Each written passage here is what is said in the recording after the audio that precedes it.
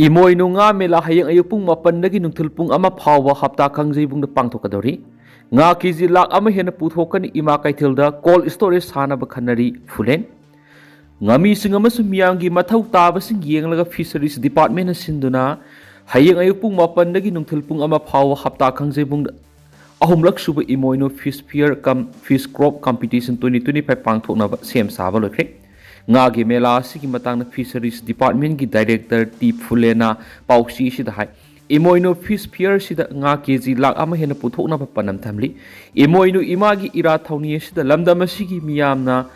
phajaba amasum ahingba nga makhal suna phangana panamda fair si pangthokpani tuwa district singdagi lakpa ngami kyana saruk yagani puna stall samag yankhairom sem sari yamna maruiba nga ama oina imoinu numita kanariba lamdam asida yoksaba sareng su kg ani gi mathakta puthoktu na miyamna phangangani sareng sing asi kg mari dagina mangarom phawbo lumba phangangani haina ngami singna pau pirakli masimak su miyam gi oina yamna nungaiba oiragani pengba nga ton yauna rau grass carp na singba makhal kya gi nga sing puthokani fish fair si puthokli basi ngami singi polam sing yolhanba khaknatana ngami singa lairiba miyoi singi marak hakthengna unabagi khudong saba su oihalibani loinana nga gi mela pangthokli basi sahi amada ningol sakoba musum imoinu numit ani asi khaktani masina ngami singa sibu makoi gi setmi londa kharada oirabasu mateng oihalibani ki director Fulena makha taradun hai ima kaithilda nga yoliba ima singnasu fish fair sibu mapung phanbada mateng pangbiu ima singnasu lakadoriba fish fair singasida saruk yahananaba thawrang paikhatnaba honagani kaithel su ionbiu fish fair sida saruk yaninglabsu yai loinana kaithel da sahi su payoliba nga singasi sithawdaduna yonba yadabagi khudong sadaba sing thengnari masigi damak da sulainga ki maikai digi kaithel gi ima singna yonba ngamhodaba nga singadu thamduna ningthina yonba yanaba nga thamnaba cold storage ama sananaba khanaba leire phungtoki IDP singi khongjang January 12 da lokbawanda thomjinanaba warep lokre Kangluki irang na maram oiraga lanjena duna lairiba internally displaced person IDP sing masagi mayumda hanjin hanabagi matang lenga na matik saba tharang lakholaktabagi mayukta kokomi na IDP singa loina January 12 da lokbawan tamna khongsat ama satlagani hiramasigi matang da IDP singa masung kokomi na punna thadorakpa chirolaman hai haukiba thakyagi manungda IDP sing masa masagi miyumda hanjin hanabagi matangda kayarak hana memorandum pisinduna wokat krabasu governor yauna mari leinaba authority singna mathau taba thabak thoram amata lakholak paraitri lengangna thakiba matam haukrabasu haujik phawba IDP sing hanjin hanabagi matangda masak thokpa thaba amata paikhalak palaiti tuan relief camp sing da matam sangna sangjapam lawduna leirakliba IDP sing masagi miyumda hanjin hanabagi mapung phaba thawrang amata lauthokpa leiti lokbawon amadi state administration IDP singbu thausadabagi mawng asi yaningdaba phungdokpa oina January 12 da lokbawon tamna khongsat nama satlaga hiramasigi matangna governor gi asengbu warol ama khangananaba honaragani phireb asi isam samna lawrakhiba nati haina palladuna lanjenariba IDP singi matangna administration gi maikaidigi matam sana karigumba wapam amata phongdoktaba miyamda pikhiba thajaba thaba oina pangthoraktaba amasum lanjenariba singbu asu engam yahondana masa masagi miyumda hanjinanaba thawrang laukholaktabagi mayokta governor ga hakthingna unaduna sapsaba ama khangdoknaba phireb lawrakpani IDP singna karigumba makhalgi khudong saba ma piyu haiba leiti laiba asigi constitution piba right matungina masagi mayumda hanjinjagi haibani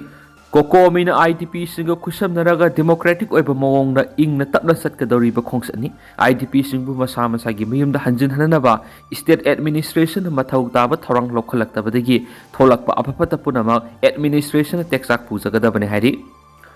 sauba hatpagi phakhiba kanan balagi mayum miyamna thugaiduna mangta kankhri Wangoi mamang khaidem khaidem ongbi sauba kaubi maunha ama hatpada senai haiduna Manipur police na phakiba samurai latpam kanan bala Elias Danesuri apokpagi minglai kidraba Bihari gi Yaripok Vishnu naha bamo laikai da leiba mayum miyamna thugaiduna ama ata thonkhri thangdo adugi matangna phangba pauna hai ngarang ayu pung 10 rom tarakpada laikhidrabi saubagi laikai gi miyamna mafam maduna laktuna kanan bala gi yumaduda attack tarakhibane khuda aduda Yaripok police station gi OC and Suresh na lusing batimam laktun irang adu lakshin wangamki pung khara ingtharuraba tungda amuk hana tuan ba makhal gari sing da lakpa masing yamlaba miyamna ngaranu ngasi nungthil pung amaga makhairom tabada amuk hana laktuna yum adu makhata na thuwaiki miat asida siena bani haiduna police na phaduna hauji custody da lairibi samurai latpam kanan bala Elias Daneshuri gi masin manau nupa amaga nupi marigani mak thawal amasum palel mayum paluraba matung halaklaga yeripok Vishnu nahada leiba mapam da lerakibani mak masamaksu cancer patient amu oina leiri haina pausna makhatari MLA Khemchand India gi ahan boina traditional taekwondo manga support dan pangli Rural Development Minister oirama BJP gi MLA Khemchand da South Korea gi Global Traditional Taekwondo Federation mga suba dan pirakri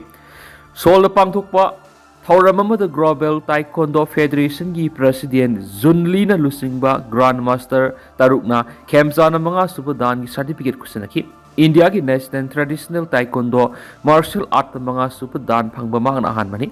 kumza English ngani ga kunga mari gi October Global Traditional Taekwondo Federation pangthokpa sangyeng da mai pak pagdigi mga subudan pike dubo matam du ma kangluk irang na maram oiraga manipur thadop yakhidabana certificate loba ngamkhidabani masagi sai humfuga ni thoi suraba Khemchand kumza English ngamaga samapan ga marfuga ni thoi da All Assam Taekwondo Association gi founder president oikibaga masana asi chokhanaba honabada maruiba thodang logduna lakhi mamang da bhak Taekwondo Federation of India gi vice president oina sthopuramle Furu masal nungsinadana photo amasum video social media ra thagatana ba XCM na upload tawkhri lamdam sigi laiminari ba furup singi marakta nungsinadana ba masum yengthina ba puwangda bu wahi wata photo amasum video na singba sing social media amasum atai platform sing thagatana ba former minister N Biren upload tawkhri makhata na hairibana lamdam asida irang asina maram oiraga kuki amasum mitai pruki miyoi sing awasai thingpangli adubu CSO elected mahiroi loop sing yauna miyam puna hotna minabadigi haukiba sahi ama makhairo masida shanti hanjilagli anawba sahi lakpaga loina aikhoi masel gi marakta nungsi sanana leminana ba apel torokli Facebook na warning torambi school sing bosem amasum kosim ge ayabi yaudin school salaidana ba khangalakli Manipur da lairiba recognize tawrab school singda Facebook na drive sa tharakhiba dugi makhata na lakadoriba sahi English singaniga kunga taruk asidagi di unrecognized private school amasum higher secondary school singda atop school da attest tawduna exam tharama thengnarabadi madura tholakpa abhabatagi daita kudimak masa masa na pujagadabane loinana mamang na thokhiba gumna loop asigi maikaidigi warning tawram school singna bosem amasum kosim ge ayabi yaudun school salaidana khangali haina Facebook Education and Library soibam debit na thadorakpa chirolamana hairi Sirol asina makhata na hairibana asiguma thaba asi bosem amasung kosem na yengsinduna lakadori sahi English ngani ga kunga taru asidagidi makhata na thokandana baning singli akan ba warning piduna madi action lokhatuna asiguma thawong sing asi khudaktagi lephanbiu Sial kharagi damang attest tawhanbegi ayaba piriba school aided school government school sing amasum attest tawnaba hotnariba singi mathakta sumatik saba serak mari leinaba authority na piangani maram maduna hairiba thabak sing asi khudaktagi lepkadabani samjaraba mahiroi sing amadi mama mapa singdagi namthak tawba khudak lepkadabani school amabu sakma yengnaduna criteria sudana recognition pibigi thawasi makhatana lehandanaba mari leinaba department gi pukning singsili Masina maram oiraga mahiroi kaya gi punchida akaibe kya piri Facebook na education sector amadi amot pa leitaba sector ama oina bo hotnariba thabak sing asida leibak miyam na pung thogat piu hai leibak miyam amadi mahiroi singna sakhat pa khunai amagi damak Facebook na changchilakli bu khongjang sing asibu support tawbiduna hena mai pak po hen minarasi Facebook na thamjani bo wafam di school ama oibigi matik sab leitaba sing sakma yengduna bosem ama su kosem na recognition pi dana ba khangali hari